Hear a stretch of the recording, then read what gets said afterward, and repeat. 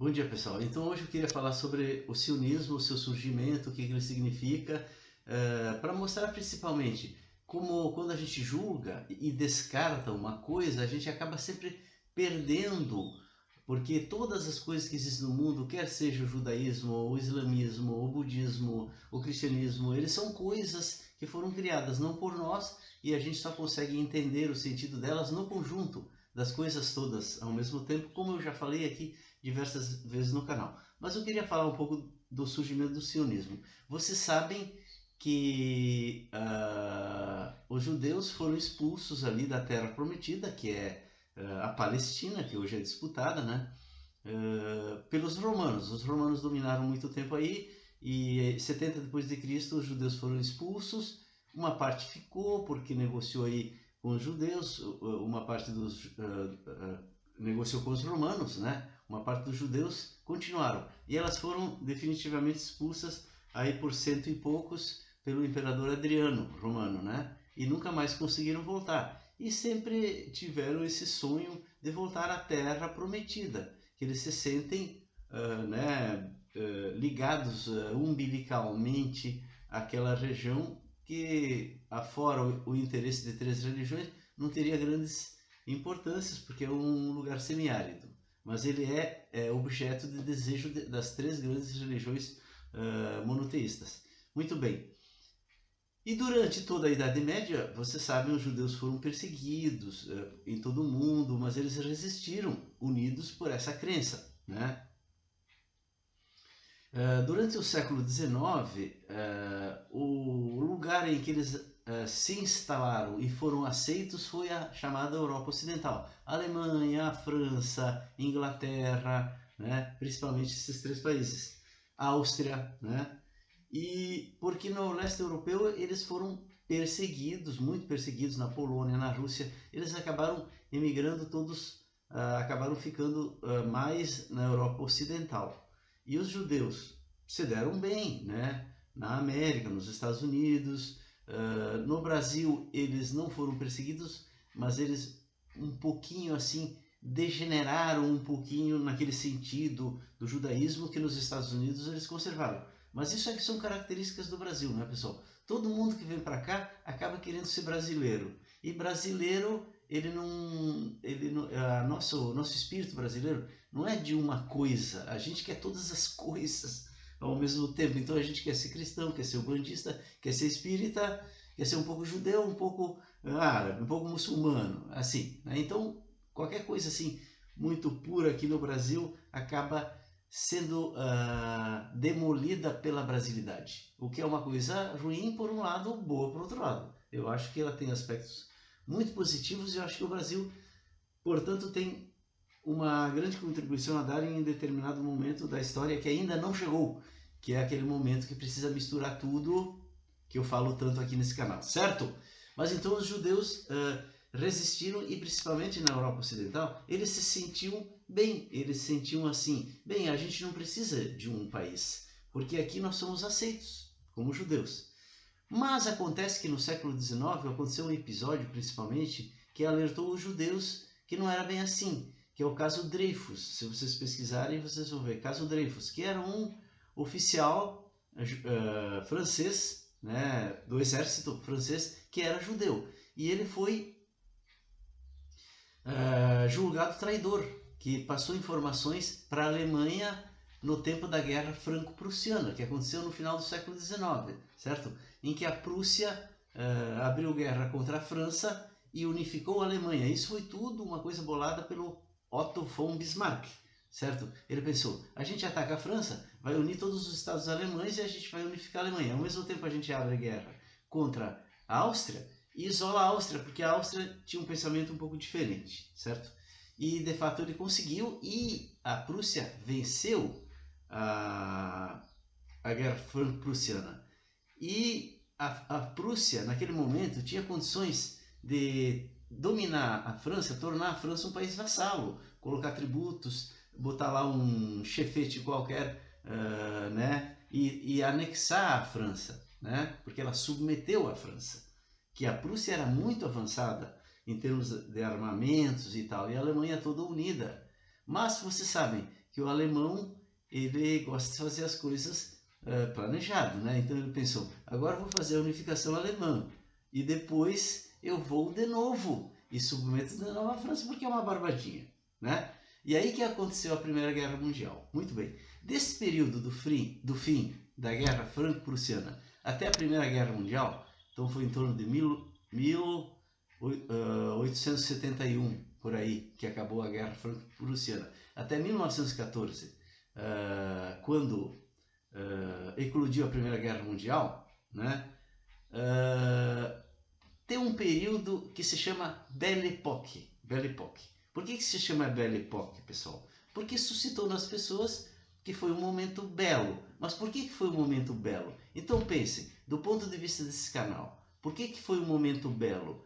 Porque a França tinha feito a Revolução Francesa, que é uma revolução da burguesia e do proletariado, que estendeu as leis para toda a Europa. As leis republicanas da França foram estendidas por Napoleão por toda a Europa. Então aquelas leis todas que beneficiavam a aristocracia rural do feudalismo caíram. Então a classe rural da Europa estava ressentida. Ela estava ressentida. Então a Guerra Franco-Prussiana foi essa classe rural, no fundo, esse pensamento conservador, que foi contra o pensamento moderno da burguesia e do proletariado e venceu, mas não submeteu. O que acontece? Que aí todos os interesses ficaram no mesmo ponto, nenhum submeteu o outro durante um tempo, até o momento que a Alemanha foi de novo para cima da França. Se vocês querem ver um filme que trata da Primeira Guerra Mundial e quando a Alemanha foi para cima da França, vejam Nada de Novo no Front, que mostra exatamente que os jovens alemães vamos conquistar Paris de novo. Para eles ia ser um abraço. Só que nesse período em que a Alemanha ficou se preparando, o Ocidente também sabia que ela atacaria de novo. Então começou a se preparar. E os franceses, louco para dar o troco, porque na Guerra Franco-Prussiana, a Prússia ficou com territórios muito valiosos, Alsácia e Lorena, por exemplo, que ela tomou da França, que a França tinha tomado antes também, né? Mas enfim, e com base nesses territórios muito valiosos, a Alemanha começou a se desenvolver a indústria, os armamentos, crescer, e a França indo lá olhando, ressentida. Veja, foi nesse período que todas as maneiras de ser do mundo conviveram mutuamente, sabendo que aí adiante elas iam de novo se chocar. Né? Então foi um período luminoso, a Belle Époque, os ruralistas convivendo com os burgueses, não gostando muito um do outro, mas convivendo. Isso mostra o que, pessoal? Que o todo é melhor do que só quando um ganha. Vocês entendem? A Belle Époque significa isso. Ela é um sinal para a gente. Olha, quando todos convivem, é melhor. Apesar de não se engolirem muito bem, é melhor se aturar, porque a coisa fica melhor, fica mais ampla, fica mais bonita, fica mais bela. Mas nesse período a França estava muito amarga, muito ressentida. Então ela julgou lá um judeu e culpou ele pela derrota. E isso foi um escândalo na França. O caso Dreyfus foi um escândalo, porque o lado conservador, ligado à terra e à igreja, que a igreja católica naquele tempo era anticomunista, elas ficaram do lado da condenação do Dreyfus, que foi lá enviado para a Ilha do Diabo, um lugar ruim, né? E o nome já diz, né? E a esquerda e os mais progressistas, os mais humanistas, ficaram escandalizados com aquilo, porque foi tipo o julgamento do Lula. Todo mundo viu que foi injusto, certo? Mas ele foi condenado. E isso, ao mesmo tempo, alertou os judeus que se achavam que estavam bem na Europa Ocidental, que não estavam tão bem assim. Porque, veja, quando tudo está bem, tu é camarada, tu aceita o diferente. Quando tu fica amargo, tu começa a olhar para aquele diferente e dizer, eu acho que é tu que é o culpado, que está me dando azar. Vocês me entendem? Então os judeus começaram a defender a necessidade de um lugar, de uma nação para os judeus. E, na verdade, é necessário. Não só é necessário ter uma nação para as etnias, né, para os povos, como é necessário que essa nação se dê bem, ela seja rica. Nós vamos tratar de novo desse assunto quando nós tratarmos do preconceito em geral contra africanos, contra o pessoal do leste europeu, né? Os eslavos. Tem a ver com a terra e a riqueza da terra, ou o preconceito contra latino-americano. A gente sempre se esquece, né, do preconceito contra a gente que existe também, né, com o karate e tal, porque na verdade tem a ver com a riqueza. Imagina se a África fosse super desenvolvida. Naturalmente o preconceito iria diminuir no mundo e os pretos iriam se sentir mais seguros e não aceitariam o preconceito, certo? Então os judeus, nós vamos tratar de novo disso, porque essa questão dos preconceitos ela é muito importante, cheia de tabus, mas a gente tem que olhar para ela do ponto de vista global que eu trato nesse canal, se a gente quiser encaminhar uma solução, pelo menos a nível de especulação, certo? Para que não fique simplesmente uma luta de bem contra o mal, que sempre é uma redução do problema, mas não é hoje que nós vamos tratar disso. Muito bem. Então os judeus começaram a se convencer que precisavam de ter uma nação e começaram a ver que lá na Palestina podia ser, que eles tanto desejavam. Naquele momento a Palestina era dominada pelo Império Turco-Otomano, né? Que era Islã, né? Mas que na verdade dominava. Os palestinos não tinham liberdade, eles estavam sob uma ditadura, sob um regime de força do Império Turco-Otomano, que libertou os palestinos na Primeira Guerra Mundial, que o Império Turco-Otomano perdeu, certo? Então, a partir daí, a Inglaterra passou a administrar a Palestina. E ali tinha esses dois interesses, porque já tinha ido muito judeu para aí. Já tinha ido muito... Como é que eles iam? Os judeus ricos do mundo, que existiam muitos, ainda existem, né? Começaram a comprar terras lá, que não valiam muito, e os judeus que se dispunham a isso, começaram a migrar para lá. E claro que isso foi no meio de muita resistência, muitas mortes. Foi a história de criação do Estado de Israel, pessoal, ela é bonita. Ela tem que ser olhada por esse lado da criação também de uma nação, certo? Porque todas as nações aconteceram invadindo lugares, né? E muitas pessoas tiveram que sair daí, muitas foram mortas. Se nós olharmos nesse ponto de vista, nenhuma nação do mundo tem legitimidade. Então, essa história desse desejo e dessa necessidade do povo judeu de ter uma pátria foi encaminhada assim. E a Inglaterra, ela durante o tempo em que ela administrou a Palestina aí, com o mandato concedido pelos vencedores da Primeira Guerra Mundial, né, ela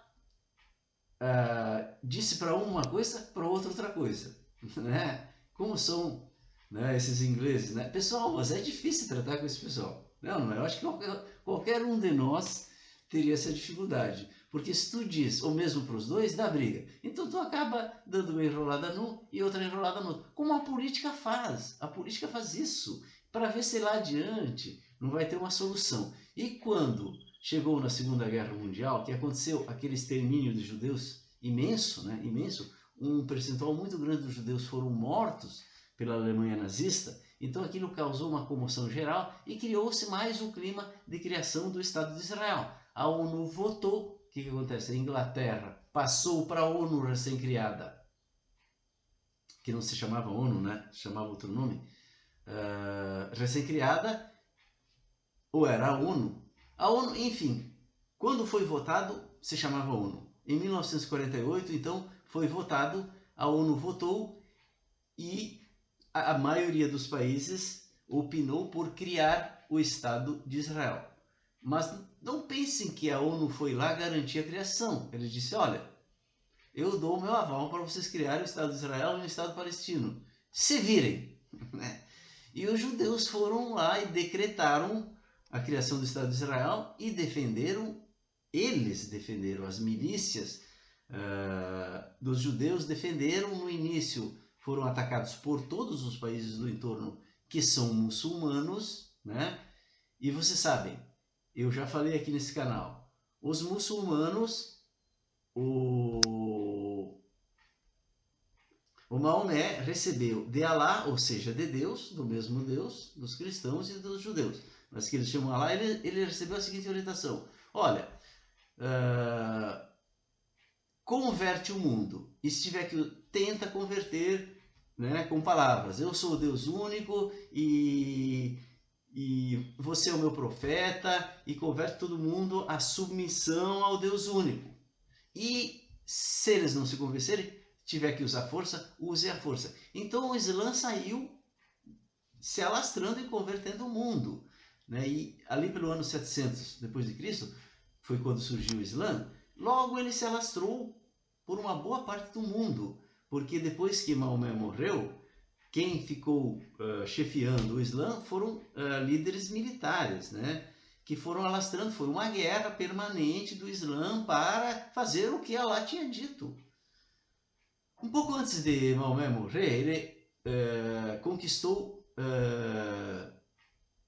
Meca, porque ele lá pelas tantas teve que sair de Meca e aí criou o Medina. E depois, um pouquinho antes de morrer, ele foi lá e tomou o Meca de novo. Mas ele era jovem ainda, não era previsível que ele morreria. Mas quando ele conquistou o Meca, ele disse: Senhor, eu cumpri direito a minha missão, né? E diante de todos os soldados e todos que... Ou seja, ele estava cumprindo uma missão que ele recebeu de Allah, entende? E logo depois ele morreu, então ele cumpriu a missão que Allah deu para ele. E passo seguinte, militarmente, o Islã começou a se alastrar, se alastrar, se alastrar. O Islã só parou porque ele foi contido em armas, né? Especificamente a França segurou o Islã ali nos Pirineus, onde começa o caminho de Santiago, que recentemente eu fiz. Justamente começa na França, atravessa os Pirineus e entra na Espanha, e atravessa a Espanha, certo? E ali, justamente nos Pirineus, tem um monte, né, de referências a lutas, durante boa parte do caminho, a lutas dos cristãos contra os muçulmanos nessa briga. Depois os muçulmanos foram expulsos até serem expulsos da Europa, né? E por fim foi Portugal e Espanha que os expulsaram da Península Ibérica. Eu não estou julgando ninguém, pessoal, só estou relatando que Javé, o nosso Deus, o sei lá o que nós encaramos nesse canal como uma hipótese, como uma força sobrenatural que orientou uma determinada coisa, orientou em 3 partes diferentes, que eu digo aqui que são as 3 partes de um ovo. Certo? Imaginem assim, quando a natureza cria um ovo, ela dá uma orientação para a gema, uma para a clara, outra para a casca. Digamos que gema, clara e casca de repente dissesse assim: ô natureza, como assim? Tu disse uma coisa para mim, tu disse uma coisa para ele, tu disse uma coisa para ele. Afinal, tu está mentindo para os 3. E a natureza poderia dizer: é que eu não estou pensando em vocês, eu estou pensando no ovo. Vocês me entendem? Então falta essa compreensão das 3 religiões juntos para que haja uma solução a esse conflito milenar, certo? Então, os judeus, também obedecendo a esse comando, voltaram à Terra Prometida. Como está escrito até nas Escrituras, que eles voltariam num dia, né? E há relatos, pessoal, dessa guerra que todo o entorno muçulmano fez contra a criação do Estado de Israel. Há relatos de historiadores sérios, não é pessoal viajandão não, sérios que conhecem a história, falando, por seu turno, de relatos de soldados árabes que disseram terem visto Abraão no meio do campo de combate, dizendo: não façam isso, não façam isso. E fugiram, porque não era racional acreditar que Israel venceria todos aqueles países juntos. Então as coisas não deram certo pelo lado muçulmano, como se ali dissesse assim: aqui reserve um espaço para a gema, certo?